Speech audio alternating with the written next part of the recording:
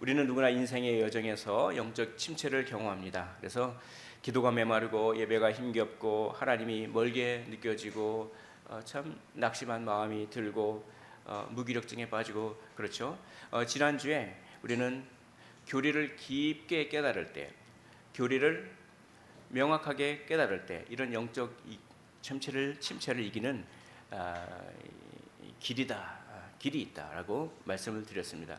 오늘은 거기서 한 발짝 더 나가 이 교리를 깨닫는 것은 단순히 지적인 각성에 그치는 것이 아니라 머리, 지성이죠.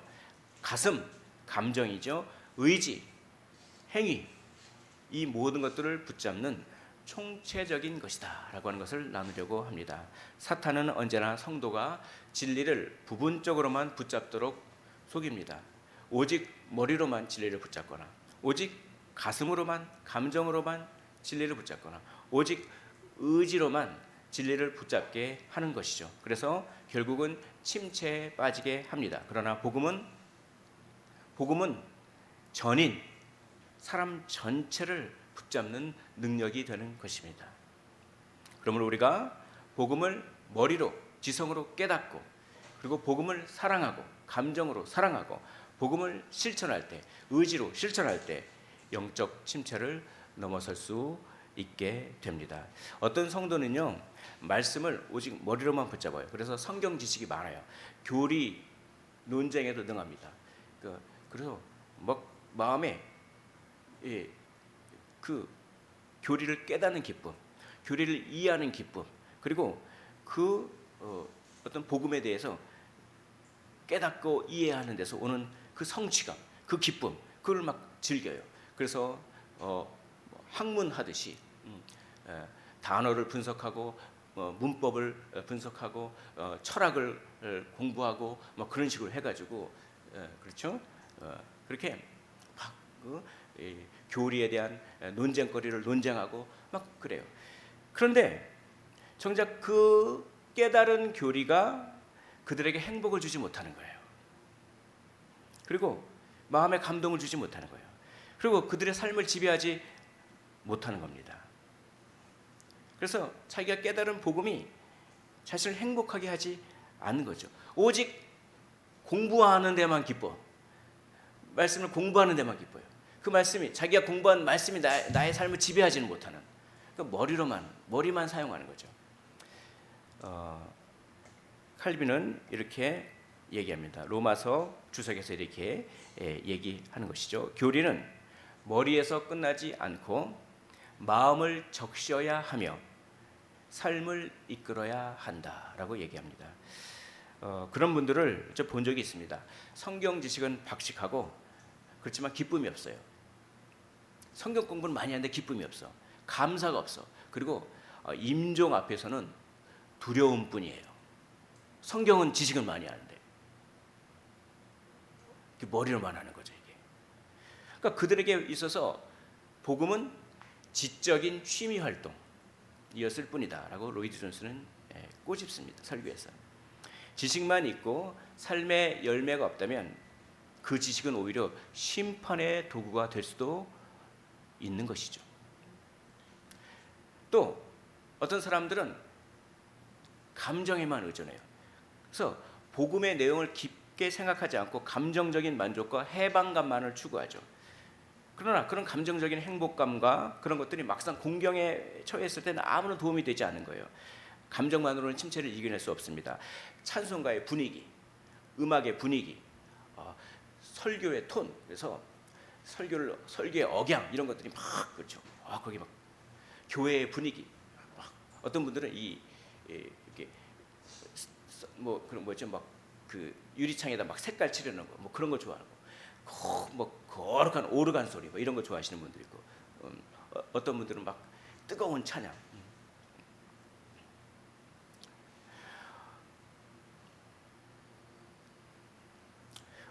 어떤 이들은 풀리지 않는 인생의 문제로 고민합니다. 그래서 과거에 지은 죄 때문에 그 죄책감에 굉장히 괴로워해요. 또 어떤 문제 때문에 애써 이지를 하지만 그 문제가 잊혀지지가 않는 거예요.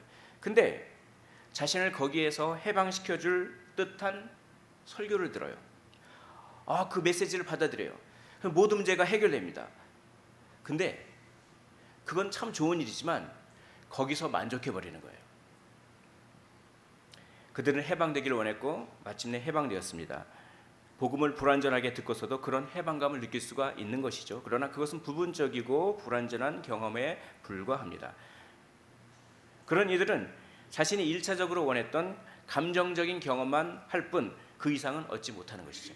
어떤 사람들은 신비주의를 추구해요. 신비한 현상. 그래가지고 참 과거에도 이런 거 유행하고 요즘도 이런 거 있지만 무슨 장풍을 쏘잖아요. 장풍을 쫙 쏘면 사람들이 다 쓰러져요. 막 방언을 하고 막 이런 것들, 어떤 신비한 경험 같은 것들, 그런 것들을 추구하는 그런 사람들이 있죠.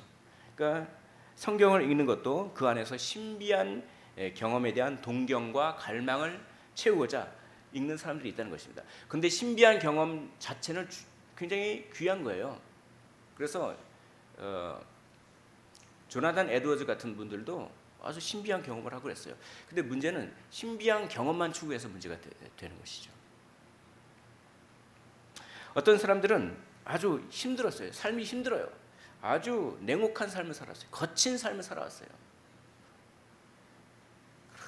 쇠가 빠지게 일을 하고 누구에게 상처를 많이 받고 또 열등감에 휩싸이고 잘한다 칭찬은 못 듣고 못한다 책망받으니까 쪼그라들고, 그래서 막 분하고 억울한 심정을 느끼고 있었습니다. 그런데 예배를 드려요. 예배를 드리는데 왠지 모를 예배 위안과 위로가 쫙 있는 거예요. 그러면서 행복감과 만족감을 얻습니다. 그것은 매우 중요한 것입니다. 그것을 많이 경험하시길 원합니다. 그런데 그들이 원하던 바가 이것이었고 이것을 얻었으니 더 이상 바랄 것이 없다. 그래서 그들은 행복한 마음으로 집에 들어갑니다. 그러나 그렇게 행복했던 것만큼 확실한 것이 있습니다. 막상 공경이 닥칠 때 그 행복감은 아무런 도움을 주지 못한다는 것입니다. 위기를 뚫고 나가야 할 날이 옵니다. 그러나 그들은 충분히 생각하지 않았기 때문에 충분히 생각하는 법을 배우지 못했습니다. 감정에 기초한 삶에만 만족했을 뿐입니다. 그들은 감동을 받고 매료되었으나 진리는 알지 못했고 너에게 전해준 바 교훈의 본, 오늘 말씀 있죠. 너에게 전해준 바 교훈의 본을 알지 못했습니다. 이런 이들은 얼마 가지 않아 혼란에 빠지게 됩니다. 불행해지고 비참해지며 침체하게 되어 있습니다. 감정만을 의지하면 감정은 얼마나 변덕스러운지 몰라요. 좋을 때도 있고 나쁠 때도 있기 때문에. 그들은 감정적으로 누리고 느끼는 데만 만족합니다.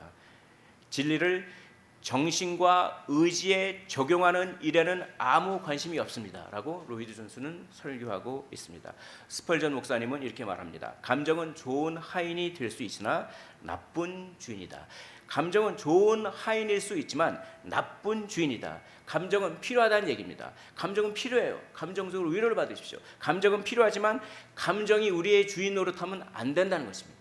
감정만으로는 우리를 지탱할 수 없습니다.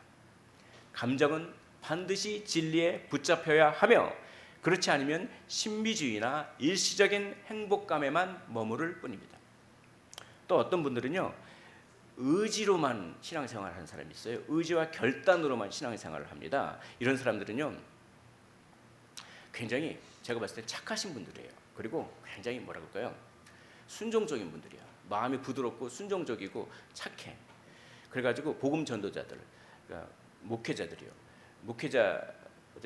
목사님들이 이걸 결단하십시오. 이걸 행해야 됩니다. 이걸 행하십시오. 이걸 결단하십시오. 자, 그러나면. 근데 왜 해야 되는지는 몰라요. 왜 해야 되는지는 모르는데 목사님이 결단하라고 보니까 결단하는 거예요. 그러니까 지성은 사용하지 않아. 의지만 사용해. 그러니까 의지를 강하게 몰아붙이면 반응하는 종류의 사람이 있다는 것입니다. 그러니까요, 하나님의 말씀을 믿고 하나님의 말씀을 섬겨야 되는데, 아니 어느 순간 목회자를 믿고 목회자를 섬기고 있어요. 목회자를 섬겨야 됩니까? 섬겨야 되죠. 그래서 하나님을 사랑하는 마음으로.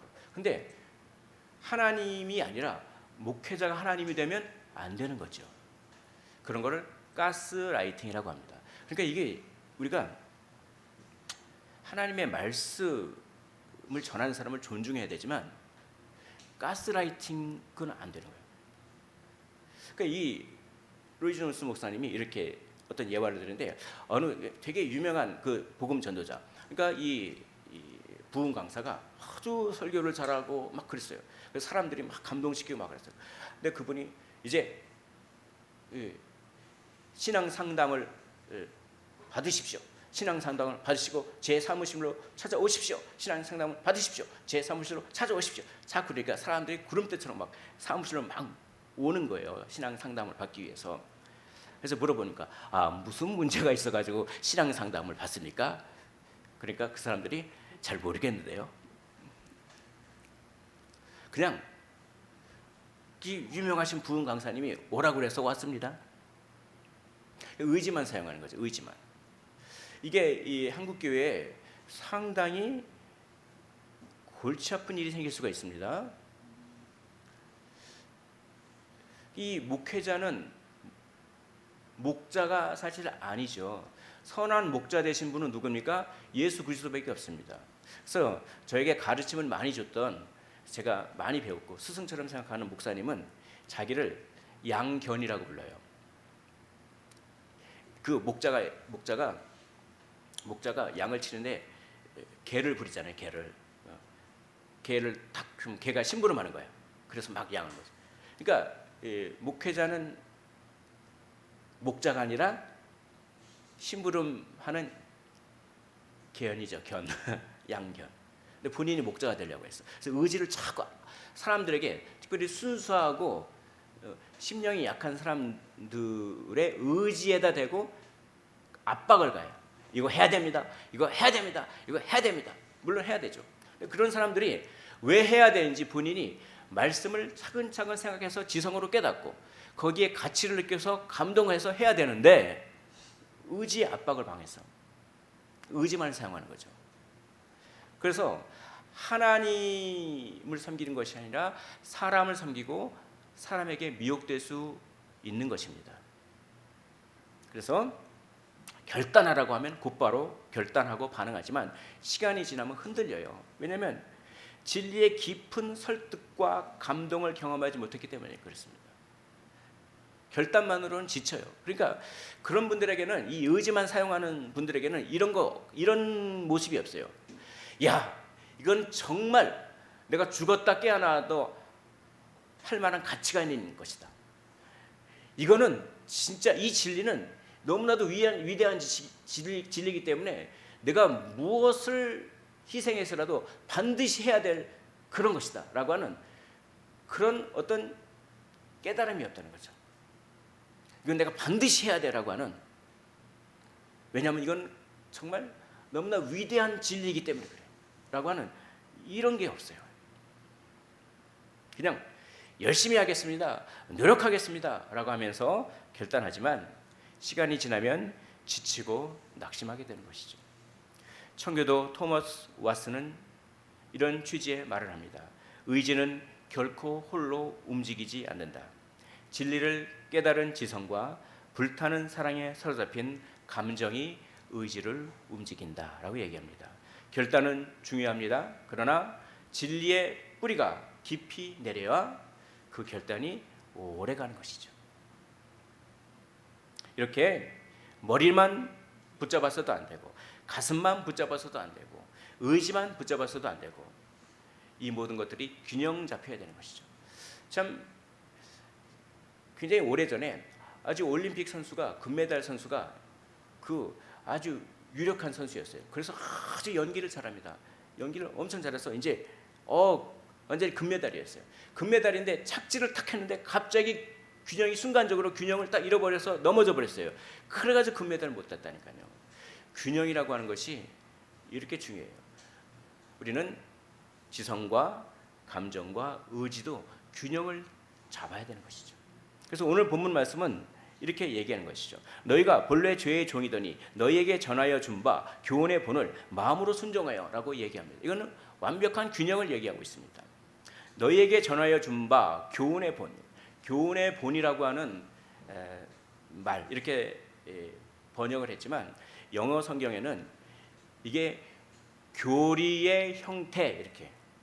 그래서 어떤 영어 성경에서는 가르침의 패턴, 또 어떤 영어 성경에서는 가르침의 스탠다드, 가르침의 기준 이렇게 번역하고 있어요. 특별히 킹 제임스 버전은 아예 닥트린이라고 하는 말을 써요. 교리의 형태. 그러니까 이걸 이렇게 번역할 수 있어요. 너희가 본래 죄의 종이었더니 너희에게 전해준 교리를 이렇게 해석할 수가 있습니다. 너희에게 전해진 교리를 마음으로 순종하여. 교리가 무엇입니까? 성경의 내용은 알지만 교리를 모를 수가 있어요. 그게 굉장히 심각한 겁니다. 교리는 성경의 내용에 근거한 하나님의 말씀의 원리를 교리라고 합니다. 그러니까 이거예요. 여러분들 이 성경 이 내용 잘 아시죠?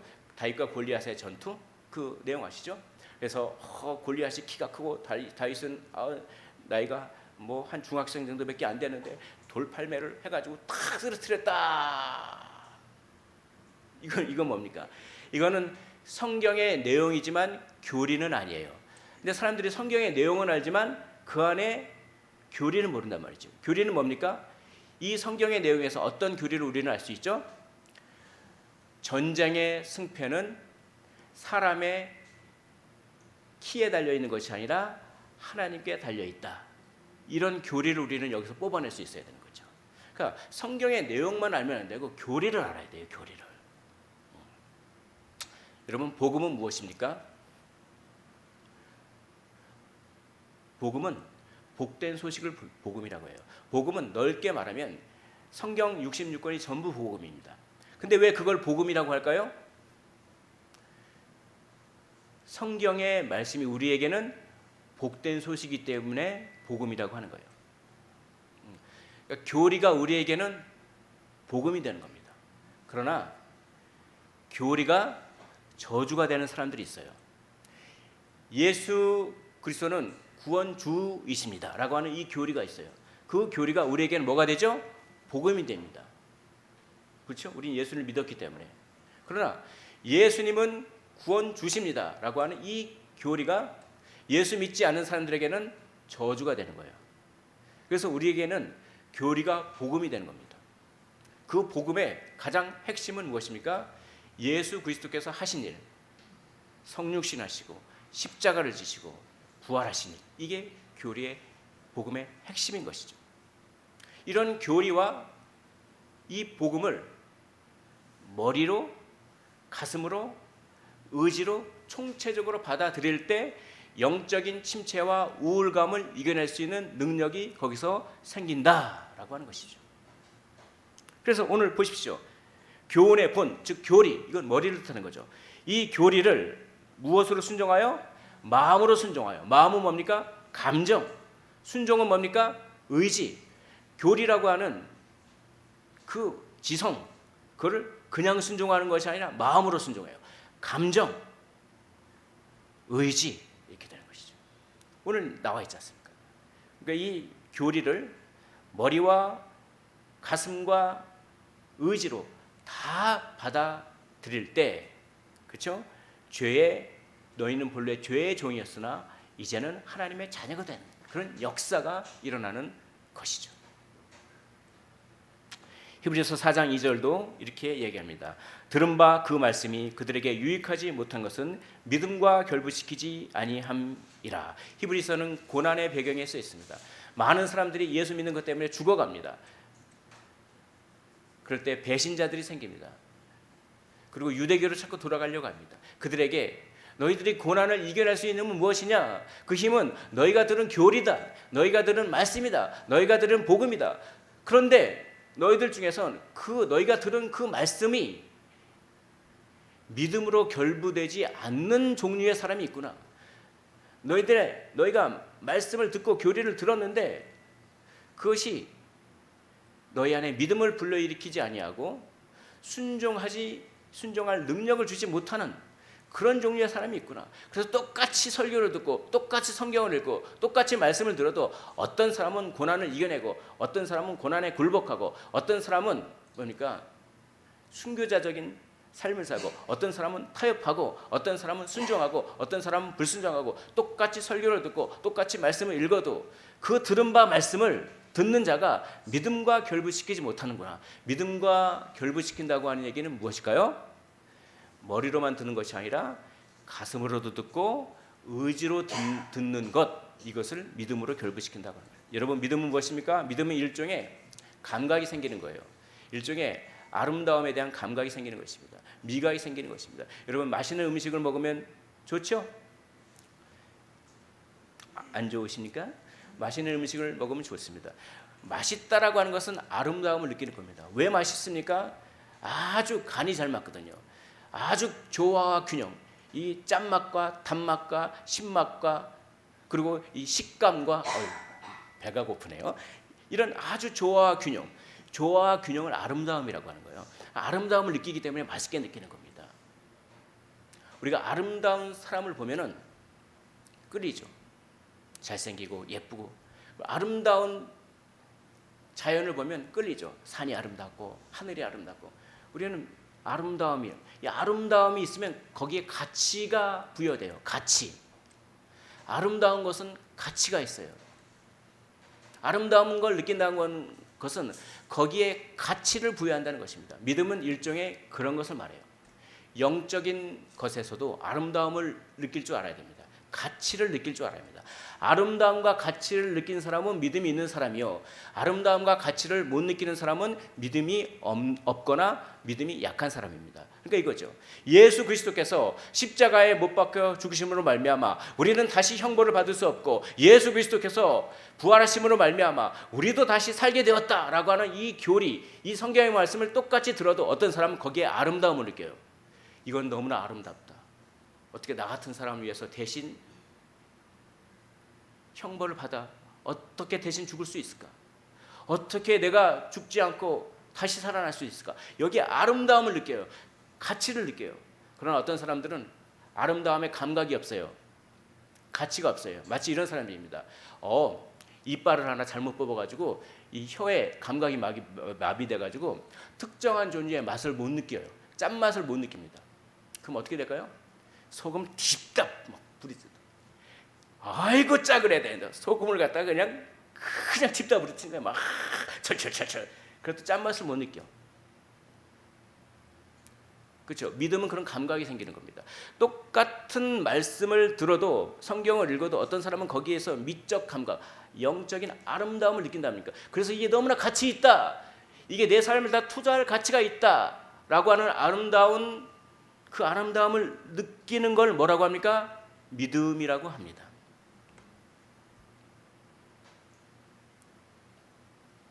그 믿음과 결부되기 위해서는 그렇죠? 머리와 가슴과 의지 모두를 다 사용해야 돼요. 그래서 어떤 사람은 믿음과 결부시키는 사람이 있고 그래서 고난을 이겨내는 사람이 있고 어떤 사람은 믿음과 결부시키지 못하는 사람이 있고 고난에 넙죽 엎드려져 가지고 그렇죠? 그 마음에 그 뭡니까? 가시덤불과 같은 마음에 바친 사람이 있다고 히브리서 기자는 얘기하고 있는 것입니다. 그러므로 우리는 머리와 가슴과 의지 모두를 사용해서 복음을 받아들이시기를 원합니다.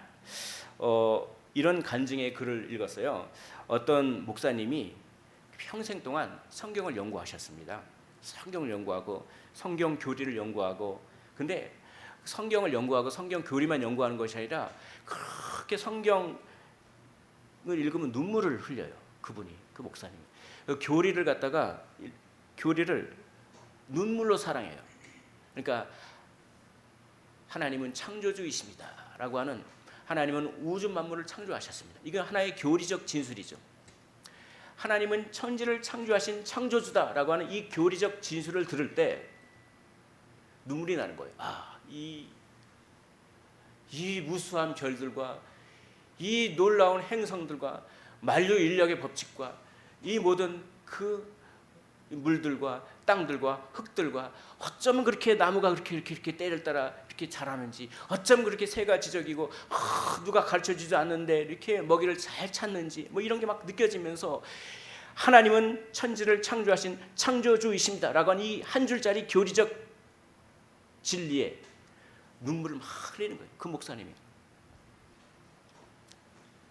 그 교리를 눈물로 사랑했고 그것을 작은 일상생활에서 철저히 실천했습니다. 그렇지, 하나님은 창조주이니까 내가 예배해야지. 예배를 실천한 겁니다. 그러니까 머리로 생각하고 가슴으로 감동하고, 그렇죠, 손과 발로 실천하고 항상 그랬답니다. 그래서 이제 노년에 병이 들어서 이제 병상에서 임종을 맞이할 때 이렇게 그 목사님이 고백을 합니다.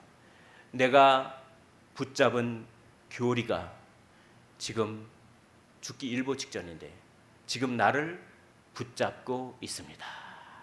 내 영혼 평안해, 내 영혼 평안해. 오늘 찬양했죠? 그 찬양은 대단한 찬양입니다. 제가 성경대학에서도 말씀드렸지만 자기 건물이 불타버렸죠. 자기 딸도 죽었죠. 자기 아들도 죽었죠. 다 그런 상황에서 어떻게 됩니까? 내 영혼 평안해, 내 영혼 평안해. 무엇이 그런 가사를 쓰게 했을까요? 교리적 진술을 총체적으로 알았기 때문에 그렇습니다. 그러나 반대로 다른 분은요, 신학자인데 평생 교리를 연구했어요. 그리고 뭐가 이렇다 뭐가 있다 교리 논쟁을 엄청 즐겼어요.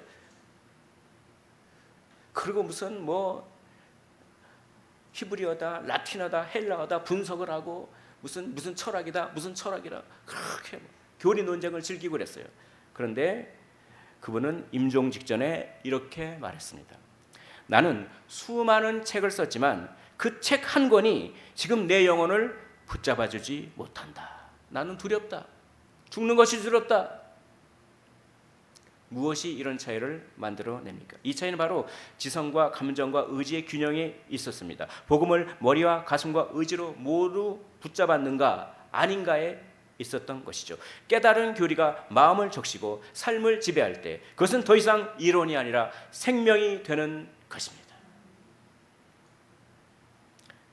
어떻게 하면 지정의를 균형 잡게 우리가 할 수 있을까요? 바로 첫째, 올바른 순서를 지키는 것입니다. 먼저 머리가 중요합니다. 먼저 머리로 말씀을 깊이 깨닫고 그 깨달은 말씀이 마음을 적시게 하고 마지막으로 의지가 순종하도록 의지를 하나님께 양도하시기를 원합니다. 그 순서에 오늘 본문에는 순서가 있어요. 오늘 본문 말씀에 로마서 6장 17절에 너희가 본래 죄의 종이더니 너에게 전하여 준 바 교훈의 본을 마음으로 순종하여, 여기에 분명한 순서가 있습니다. 먼저 교훈의 본, 머리로 깨달았다는 겁니다. 그런 다음에 그것을 마음을 사랑해서 그 순서, 그 다음에 순종한다, 의지, 이 순서가 중요해요. 둘째, 작은 묵상을 소홀히 하지 말아야 되는 것입니다. 어떤 사람은 이 말씀을 알고 말씀을 지식적으로 알았는데 그 지식적으로 아는 말씀이 전혀 감동이 안 되는 거예요. 그러니까 예수님이 십자가에 돌아가셨습니다. 예수님이 십자가에 죽으셨습니다. 라고 하는 말씀을 알아요. 아는데 그것이 전혀 마음에 감동을 불러일으키지 않는다는 것입니다. 그래서 어떨 때는요, 어렸을 때부터 예수 믿는 사람들이 타성해지죠. 모태신앙들이 예수 십자가를 늘 들었거든.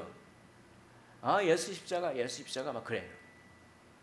그래서 중간에 우여곡절 끝에서 고난을 통해서 예수 믿는 사람들이 뜨거워. 그 대신 이제 그런 분들은 또 이렇게 업다운이 있죠. 또 이렇게 모태신앙들은 꾸준한 것도 있고, 아무튼 그런 게 있어요. 왜 그럴까요? 이 메말라 버렸죠. 예. 그러니까 이 예수 십자가 이 교리를 알아요. 하도 많이 들어가지고 메말라 버렸어요. 이 교리가 전혀 감동을 일으키지 않아요. 그러면 어떻게 하면 내가 아는 그 교리적 지식이, 성경의 지식이 내 마음에 감동을 불러 일으키게 할까요? 그래서 의지를 불러일으키게 할까요? 그것은 작은 일에 충성하라라고 하는 원리를 적용하기를 원합니다. 작은 일에 충성하십시오. 여러분, 아주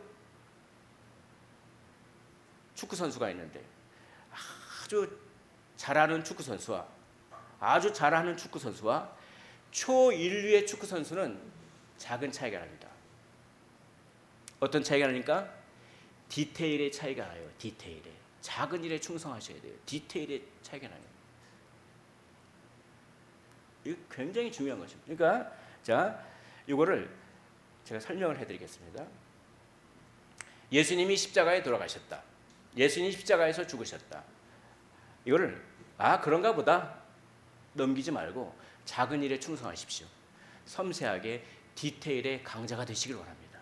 이게 인생을 성공하는 법칙이에요. 세상 법칙도 디테일에 성공하는 사람이 섬세하게 하나하나 작은 것을 하나하나 그냥 넘어가지 않고 디테일에 성공하는 사람이 성공하는 거예요. 영적인 일도 마찬가지입니다. 자, 이렇게 생각하는 거예요. 예수님이 십자가에서 죽으셨다? 와, 그걸 그냥 넘어가지 말고 십자가에 못 박혔을 때 이 못이 이 10cm가 넘는 옷이 싹 들어갔을 때 얼마나 아프셨을까 생각하는 거예요. 생각.